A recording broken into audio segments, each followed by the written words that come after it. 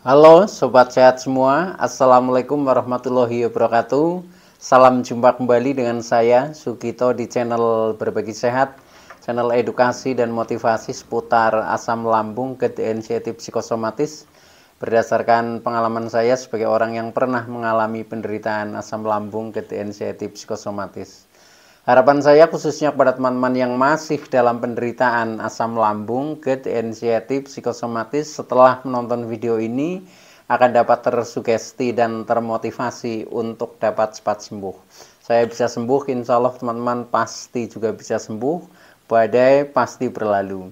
Baiklah teman-teman, pada kesempatan kali ini saya akan berbagi seputar asam lambung, GERD, anxiety, psikosomatis dengan topik pola perilaku baik untuk pemulihan asam lambung, GERD, anxiety, psikosomatis. Baiklah teman-teman sebelum saya lanjutkan, tolong yang belum subscribe channel ini, klik subscribe dan loncengnya, supaya teman-teman tidak ketinggalan konten video-video berikutnya. Dan jika suka, klik like, selalu bagikan ke sosial media teman-teman, semoga bermanfaat buat kita semua.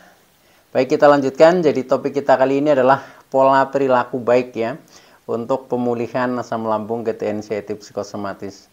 Teman-teman semua perlu kita sadari bahwa penderitaan asam lambung, GERD, anxiety, psikosomatis yang disebabkan oleh multifaktor baik itu faktor fisik maupun faktor psikis dengan sensasi yang sangat beragam, mulai dari ujung rambut sampai dengan ujung kaki yang sering kita kenal sebagai 1001 rasa sensasi. Memang sungguh luar biasa, sungguh dahsyat dan perlu kita tangani dengan bijak agar penderitaan asam lambung, GERD, anxiety, psikosomatis dapat cepat membaik atau dapat cepat sembuh total. Nah, khusus pada season kali ini saya sharingkan kepada teman-teman yaitu tentang pola perilaku yang baik nah itu. Karena dengan kita menerapkan pola ini sesuai pengalaman yang saya praktekkan ternyata menjadi lebih efektif di dalam kita berproses di dalam proses pemulihan hingga menjadi cepat membaik atau menjadi cepat sembuh total. Nah, untuk itu maka tolong ikuti video ini atau simak video ini sampai dengan selesai supaya tidak gagal paham.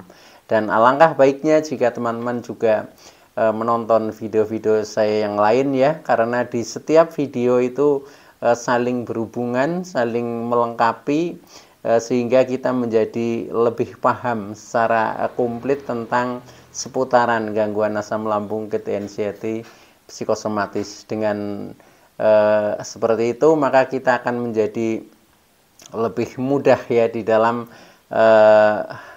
berikhtiar secara holistik untuk berproses mencari kesembuhan yang kita lakukan. Nah, baik teman-teman jadi begini, untuk kali ini memang ini temanya agak berat agak berat. Jadi kita dengan pemahaman yang memang harus lebih karena ini sifatnya hal yang bersifat psikis sehingga banyak hal-hal yang sifatnya abstrak. Nah, maka dari itu dengan kita berusaha memahami nanti kita bisa mempraktekkan. Nah, disitulah nanti kita akan bisa mendapatkan hasil yang bisa kita rasakan tetapi tanpa kita praktekkan yaitu biasanya perubahan-perubahan itu masih belum begitu signifikan tetapi ketika kita memang sudah paham kemudian kita berusaha praktekkan apalagi secara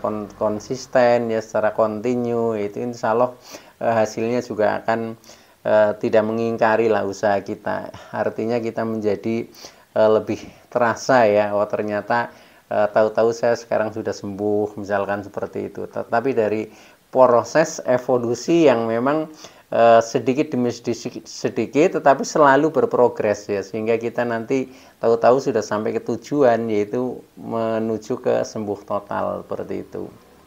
Nah, maka disinilah diperlukan contohnya kesabaran semangat yang terus-menerus tiada henti Nah, itu karena apa? Karena memang sifatnya perjuangan teman-teman Jadi tetapi saya yakin buat teman-teman itu pasti bisa walaupun sekarang mungkin ya masih banyak mengalami yang sensasi-sensasinya masih sering bermunculan ya, entah itu yang mungkin masih suka keliengan ya, kepala berat, mata buram ya, telinga berdenging, kemudian mungkin leher juga kadang masih kaku-kaku ya, tensinya naik, kemudian dada yang ini nyeri, panas ya, nafas pendek dan seterusnya ya, sampai dengan sensasi di seputar perut ya yang biasanya masih suka kembung, begah, sembelit ya, BAB tidak lancar dan seterusnya. Nah, itu memang sensasi-sensasi yang harus kita pahami ya, harus kita pahami, akhirnya kita nanti akan menjadi berkurang ya, berkurang sensasi-sensasi yang muncul dan akhirnya menjadi menghilang. Nah, disitulah kita mulai dikatakan sembuh seperti itu. Nah, kesembuhan itu akan lebih efektif ketika kita termasuk menerapkan pola perilaku ya. Jadi ini termasuk bagian dari 5P ya, yaitu tentang pola makan, tentang pola hidup, tentang pola pikir. Nah, yang keempat itu pola perilaku ya.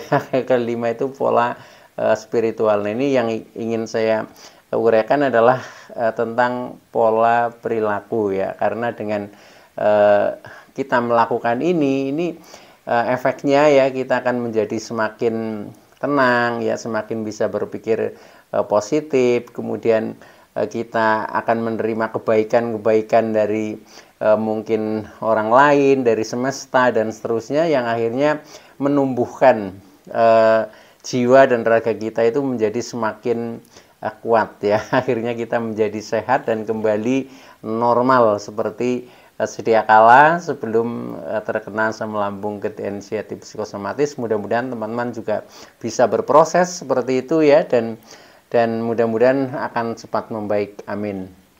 Nah, baik teman-teman ya. Jadi pola perilaku ya. Nah, apa itu perilaku ya?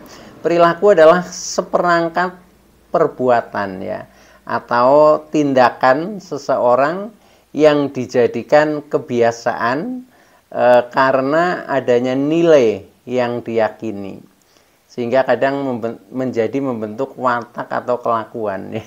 Nah, itu karena kita ini meyakini segala sesuatu mungkin yang sudah dijadikan doktrin atau dogma di dalam pikiran kita. Nah, itu yang sering dijadikan kebiasaan ya, kebiasaan dipraktekkan dalam bentuk sikap dan tingkah laku kita. Nah, ternyata itu juga ada efek positif dan negatifnya. Artinya ketika kita bisa menjaga melakukan perilaku-perilaku baik, nah itu efeknya ya kita akan menerima kebaikan. Tetapi sebaliknya ya, ketika kita kurang bisa menjaga perilaku-perilaku yang katakanlah kurang baik ya, atau mungkin sudah baik tetapi belum maksimal, nah itu juga nanti yang akan kita dapatkan ya sesuai dengan amal dan perbuatan kita. Nah, itu karena ketika kita istilahnya berbuat baik itu adalah merupakan tabungan ya, tabungan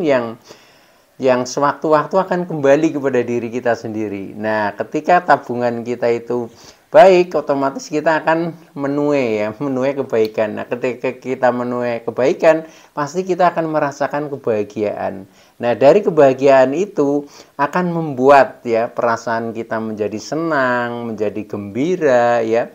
Kemudian pikiran kita juga jadi tenang ya, mental kita menjadi kuat. Nah, disitulah hal-hal yang berhubungan dengan masalah psikis seperti kecemasan, ketakutan ya, kemudian pikiran-pikiran negatif itu akan tersingkirkan ya, tergantikan oleh hal-hal yang positif. Nah, disitulah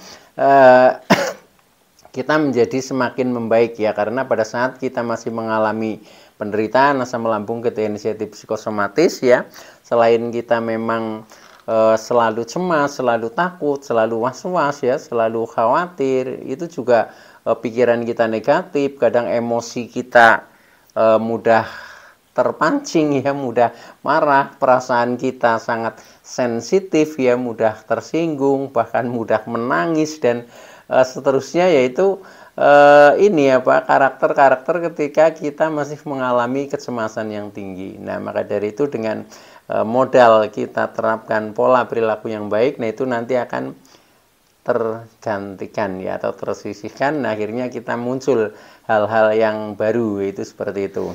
Nah, jenis-jenis perilaku yang baik ya, yang cocok untuk di fase pemulihan asam lambung inisiatif psikosomatis supaya menjadi semakin cepat membaik, itu ada beberapa hal ya. Di antaranya yang pertama ya, kita harus berperilaku sabar teman-teman ya, sabar atau slowing down ya itu. Jadi kita terus-menerus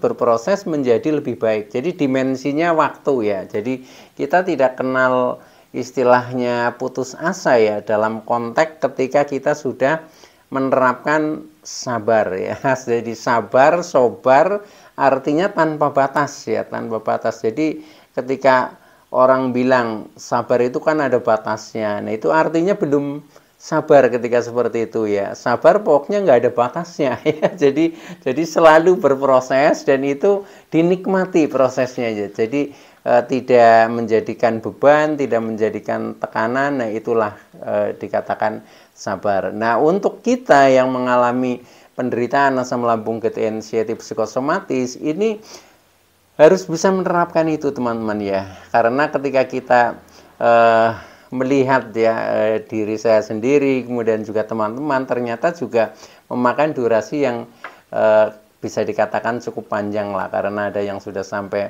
setahun, 2 tahun, 3 tahun, bahkan 5 tahun itu belum sembuh total. Nah itu artinya kita dalam kondisi seperti itu, nah itu kita harus tanamkan perilaku sabar ya. Jadi sabar seperti itu, mengikuti proses sampai dengan tujuan itu tercapai lah. Tujuannya sembuh ya, sebelum kita merasa sembuh beneran ya, sembuh total, kita tetap berikhtiar terus seperti itu, dan itu pasti akan bisa ya. Mengapa kadang prosesnya itu lama ya? Nah itu sementara kita harus bersabar, nah itu karena memang kita harus merubah perilaku teman-teman ya. Jadi kalau perilaku kita belum ada perubahan ya, biasanya asam lambung inisiatif psikosomatis itu masih melekat ya, karena semuanya itu adalah efek dari perilaku kita sendiri. Jadi kita mau sehat, mau istilahnya sakit ya, atau mungkin tidak begitu normal, itu karena akibat dari perilaku kita. Nah, ketika kita bisa merubah perilaku dengan cara contohnya ini, yang pertama itu bersabar, nah itu nanti akan ada perubahan teman-teman ya. Itu. Jadi yang pertama adalah sabar itu. Nah, kemudian yang kedua, kita juga harus berperilaku sadar diri ya, sadar diri. Nah, apa itu sadar? Sadar itu tahu kekurangan diri sendiri ya. Jadi kekurangan kita apa itu kita tahu ya, diri kita sendiri, dan berani memperbaiki. Itu seperti itu. Kadang kan kita sebenarnya tahu kekurangan diri kita sendiri ya, tetapi untuk memperbaiki atau untuk merubah sikap itu kita merasa keberatan. Nah, ketika seperti itu artinya kita belum sadar teman-teman ya. Jadi indikasi sadar, makanya ada perubahan perilaku, yaitu perilaku memperbaiki diri ya. Itu ya, kadang kita lebih tidak sadar lagi ketika kita sebenarnya tindakan kita itu kurang baik ya, tetapi menurut kita itu sudah baik ya. Itu seperti itu kadang. Jadi baiknya ya relatif ya menurut kita sendiri. Nah, itu ketika sudah seperti itu lebih parah lagi ya. Jadi paling tidak kita itu sadar, yaitu kita bisa mengetahui kekurangan diri kita sendiri dan berani untuk memperbaiki. Nah, saya kira yang bisa menemukan kekurangan diri kita sendiri ya, sifat-sifat diri kita sendiri, yaitu diri kita sendiri yang bisa menemukan ya. Jadi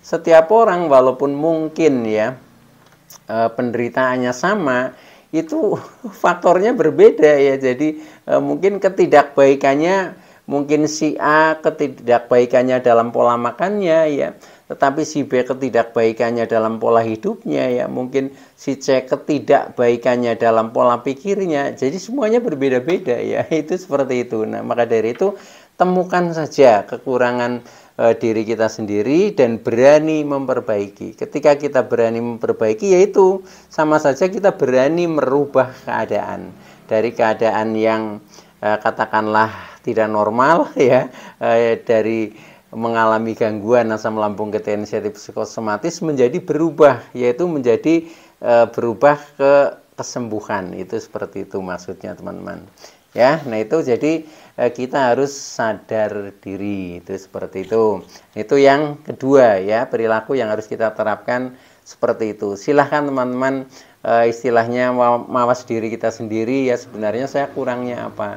Nah ketika kita temukan ya, nah itu yang harus diperbaiki ya, diperbaiki. Jadi berani memperbaiki kekurangan diri kita sendiri. Insya Allah dengan seperti itu nanti kita akan semakin membaik teman-teman ya, itu. Nah itu yang kedua. Nah kemudian yang ketiga ya, perilaku apa yang harus kita terapkan, yaitu kita berusaha selalu ikhlas teman-teman ya, ikhlas. Nah apa itu ikhlas ya? Ikhlas itu rela menerima keadaan apapun ya, karena di dunia ini sifatnya adalah dualitas ya. Nah dualitas itu harus kita terima ya. Kadang kita menerima rasa senang, juga kita harus bisa menerima rasa sedih ya.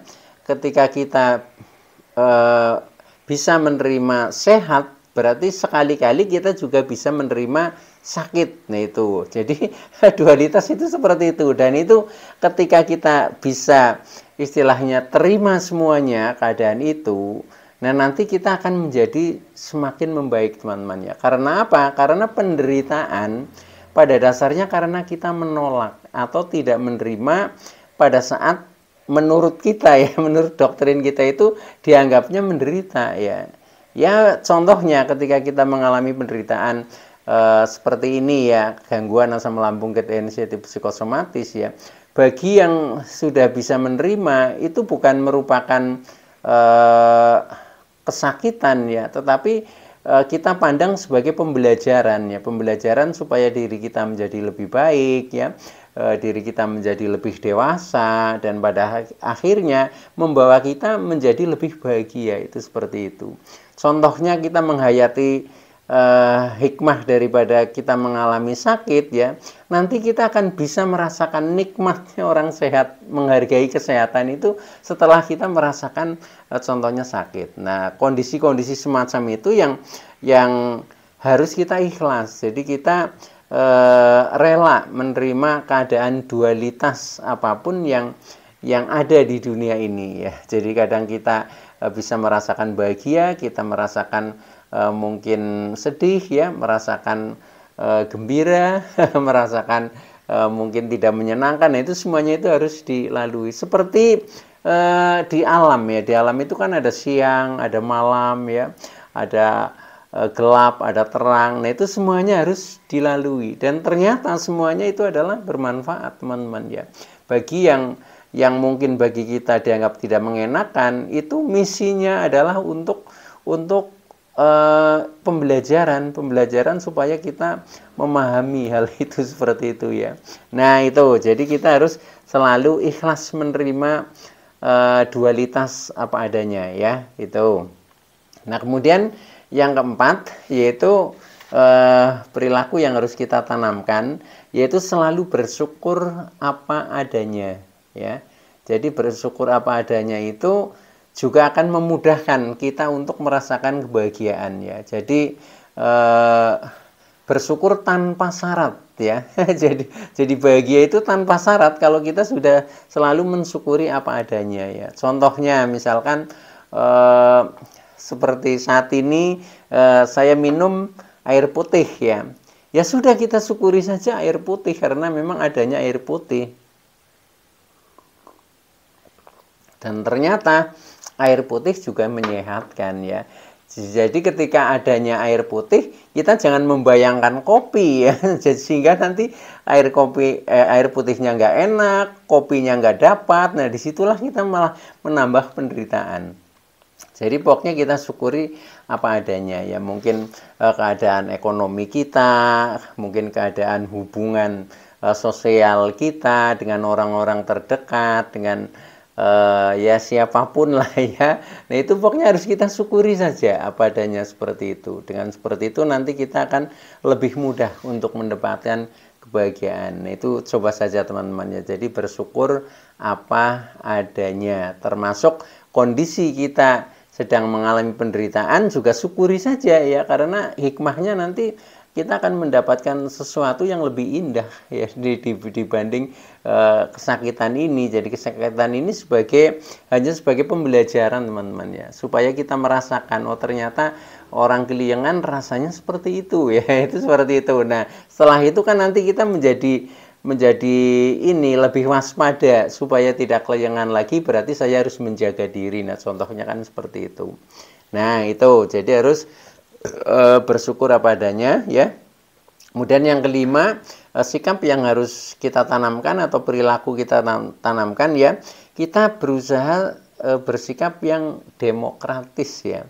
Demokratis, tidak egois ya. Jadi kita mendengarkan istilahnya masukan-masukan dari orang lain, menghargai pendapat orang lain, ya nah itu kita belajar demokratis seperti itu teman-teman. Jadi jangan istilahnya menonjolkan ego kita ya, karena bisa jadi ego kita kadang mungkin bagi orang lain tidak baik ya, walaupun menurut kita baik. Nah padahal ukuran baik itu baik bagi diri kita sendiri, juga baik bagi orang lain. Maka kita harus belajarnya melalui sifat-sifat yang demokratis, itu seperti itu. Nah ini yang kelima ya, yang perilaku yang harus kita lakukan. Nah kemudian yang keenam, ini adalah kita berusaha selalu ya banyak berbuat baik teman-teman.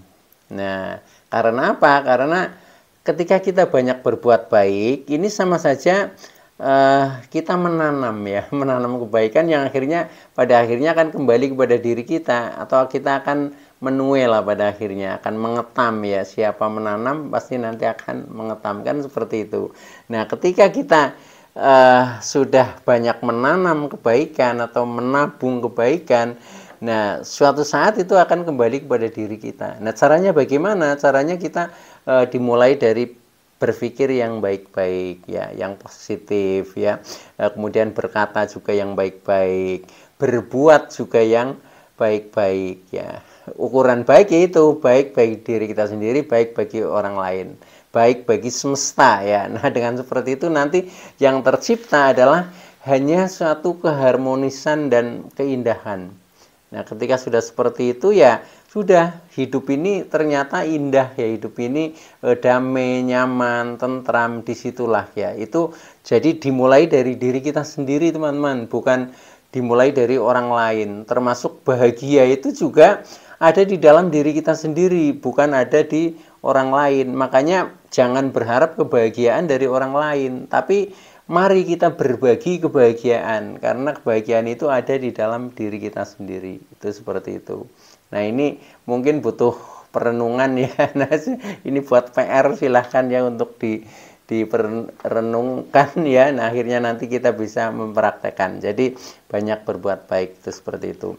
Nah kemudian yang terakhir, yang ketujuh ya, perilaku yang harus kita tanamkan ya supaya efeknya positif di dalam proses pemulihan asam lambung ketika negatif psikosomatis, yaitu kita berusaha lebih banyak berbagi ya, lebih banyak berbagi. Karena apa? Karena dengan kita membiasakan diri suka berbagi, nah ini akhirnya melepaskan pendaman emosi yang negatif.